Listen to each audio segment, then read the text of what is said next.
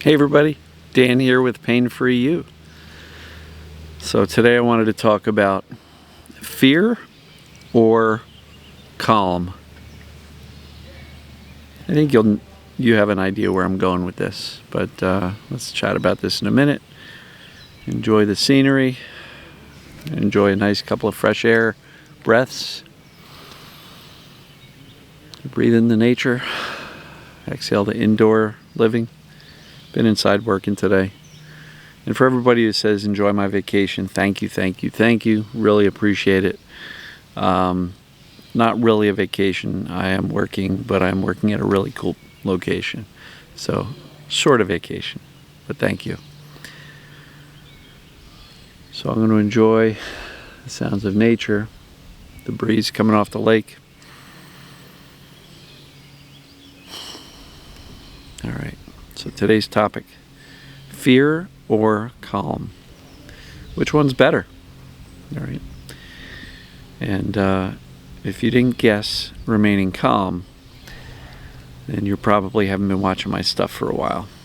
So let's talk about the reason why staying calm is important. Okay? Pain, other symptoms are absolutely the result of the brain perceiving danger. You have an upset stomach, brain is perceiving, we've got something bad going on down there. Digestion isn't working well, which can happen as a result of too much stress. Digestion gets suppressed. Sometimes we do eat some foods that don't agree with us, or in some cases, actual food poisoning. Not very common, but it can happen. But the symptoms that we get are the brain perceiving danger. The autonomic nervous system reacts to handle the threat. Well, in the case of TMS, or perceived danger pain, what we have is a misunderstanding of what's truly a threat. So Sarno theorized that the repressed negative emotions were perceived as a threat, and the brain creates a distraction with something physical like pain to distract us or protect us from this threat called repressed negative emotions. Now, that's not the only possible thing that can cause pain. It absolutely has caused pain, and it does. So that theory still holds water. But what if it's not repressed negative emotions? What if it's a threat or a fight with your spouse or sister-in-law that you're consciously aware of and you're consciously in touch with the emotions, but yet symptoms still jump? Doesn't have to be repressed, doesn't have to be conscious, could be some of each or both, and it doesn't have to be emotions, right? Sometimes we have physical perceived danger, financial perceived danger, work stress perceived danger, relationship stress, self-imposed pressures. There's any number of other things that can be perceived by the brain as dangerous and turn on pain. And once you're in this chronic or persistent pain world or symptom world, the brain gets on high alert, and it can overemphasize a lot of these normal situations. And because it's always so highly alert and highly vigilant, it can misinterpret these normal things as, something bad's going on.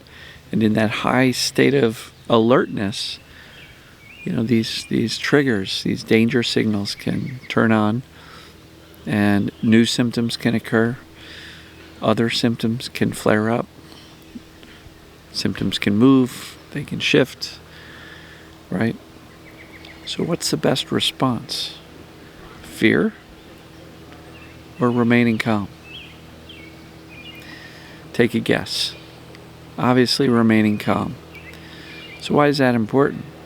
Because fear, freak out, panic, catastrophic thinking, pity party, worry about your future, life is over, I can't seem to get this right, I'm not good enough to figure this out and fix it. What does that do? It directly instructs the brain, whatever you do, don't you dare calm down. We're in trouble, right?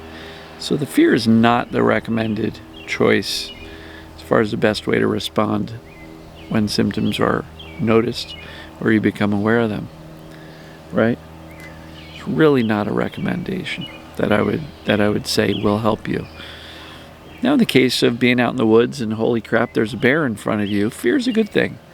It elevates your adrenaline, cortisol, heart rate, breathing, blood pressure, pushes oxygenated blood into your arms and legs so you can run like mad, so you can survive.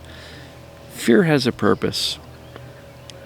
But in the case of TMS, what we really want to do is remain calm, because we've already done the assessment. We've already done the analysis to go, well, the presence of this pain doesn't mean true danger. The presence of these symptoms doesn't mean true danger.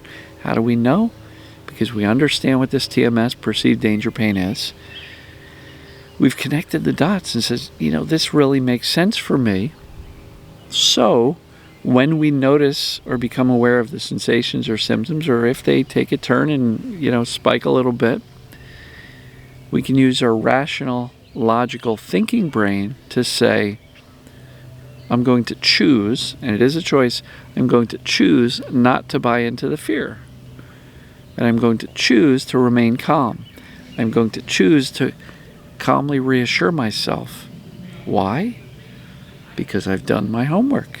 I understand how this stuff works, and I understand because I've done the assessments that this absolutely applies to me. And you can use the accurate knowledge to dial down the fear with calm reassurance, and ideally get to the point of indifference. Don't care. Why would I care about something that's just a misunderstanding in the brain? Yes, it's massively uncomfortable. Yes, it's disturbing. Yes, it can piss us off and frustrate us.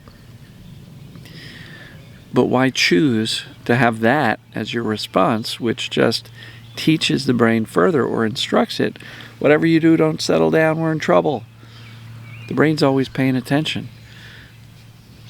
So how you choose to respond to any of these sensations or symptoms goes a long way in telling the brain, I'm okay. I got this. We're good. As opposed to, holy shit, what happened?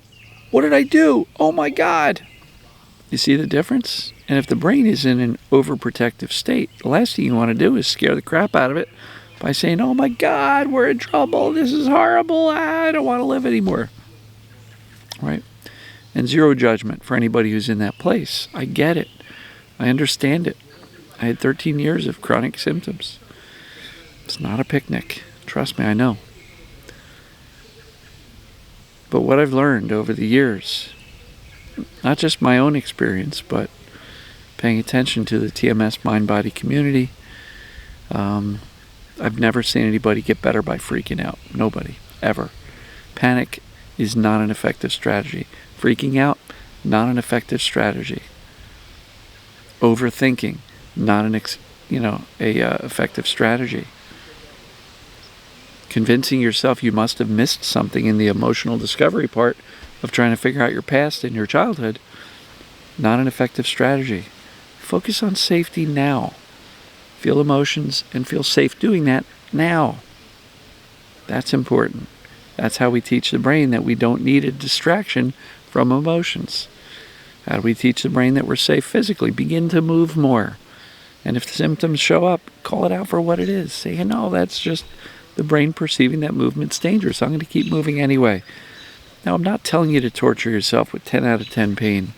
If your brain is arguing and sometimes we ignore it, it can turn up the volume, which can cause some, more fear, which can cause a setback.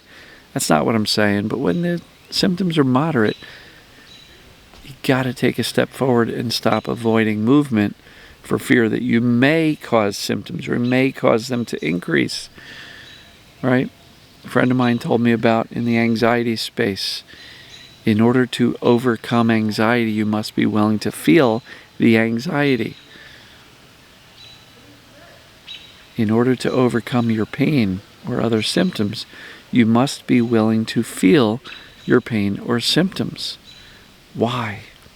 Because while you're actually feeling them, that is your greatest opportunity to teach the brain that it's not a big deal. If you're feeling comfortable laying in bed, you can think, pain's not a big deal, pain's not a big deal. And your brain's going to say, well, that makes sense, it sounds good, right? And I had another conversation with the same friend, and we don't want to tell the brain that we're okay. Well, yes, we can. And calm reassurance and talking to the brain, and these are all very effective strategies. But what about this concept?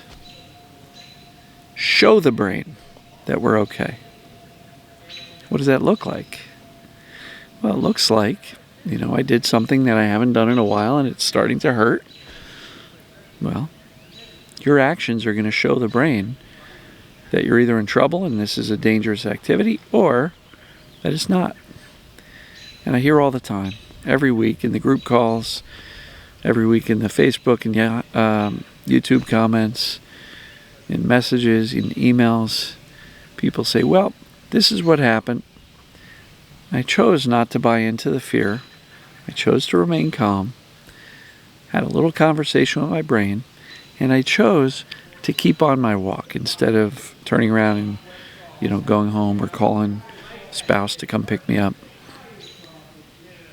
And by showing the brain, I'm unafraid because I know what's going on. I know this applies to me. The brain will notice that much more because your brain can't help but notice, holy crap, look at him, look at her. They're doing something that we thought was dangerous, but they even have the sensations, but they don't seem concerned by it. So I guess the brain, don't need to be, and the system can settle down. Does that make sense? I hope it does. Fear or calm. Remaining calm wins every single time. Every single time. Look, if you're out in the woods and there's a wild animal, fear, roll with it. That's a good time to have fear. Otherwise, if you're dealing with fear over your symptoms, sensations, very few cases where fear is a good idea. Look, if you're having something and it feels life-threatening, heart issues, breathing issues, yes, fear is a good thing in those cases. Go get medical help. Go to the doctor, go to the emergency room, seek out medical attention if, in fact, your intuition and your gut says this is serious. But I haven't really heard of any stories in the past 24 years that, a back spasm is life-threatening. It can seem that way because it can impact our life to the point where we can't live it. But it's not going to knock us down and put us in the ground. So, fear or remain calm. As it relates to TMS and what I call perceived danger pain, remaining calm is a very effective antidote to this perceived danger. Your brain's always paying attention, so remain calm. Don't buy into the fear. Look, if the pain is really severe, give yourself a break. We're not trying to torture ourselves. But if it's moderate and you can tolerate it and keep moving, then do that. But just be sure you're not catastrophizing, going, oh no, it's going to get worse, it's going to get worse, oh no, I shouldn't be doing this, oh no. That's buying into the fear. You can keep moving and reassure yourself and go, hey, I know that there's nothing wrong with my body. I've done my homework, I've done my research, I've done the assessments, I've connected the dots, I've seen evidence in my own life as to how the symptoms behave, and it's absolutely TMS, perceived danger pain. So why freak out? Why get upset? Why be fearful when you actually know what's going on? Hope that makes sense. Fear or remain calm. Calm always wins. Do your best to remain calm. If you find yourself slipping down the freak out slide, grab yourself, pull yourself out. Nope, we're not doing that. Freak out less. Less often, shorter durations, catch it quicker, pull yourself out, back into the calm reassurance. And ideally, with practice, you're going to get to the point where you can literally say, so what? I've had pain for X amount of days, weeks, months, years, decades even. I've made it through every single bad day, so what's the worst that can happen? Another crappy day that I've made it through before, countless times. Why get yourself emotionally worked up over it? You don't have to buy into or believe the thinking about the symptoms.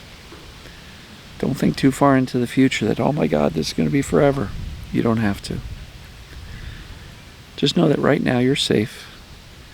Right now, the presence of symptoms does not mean danger once you've determined it's TMS and PDP. So I hope this makes sense, folks. Do your best. Remain calm. Take a look at the scenery here. Let this bring you some calm. I'm probably, I think it's about 6:30. I think I'm going to probably break out the kayak and the fishing rods for about an hour or two before I call it quits. So, love you guys and gals. We'll see you tomorrow. Love you.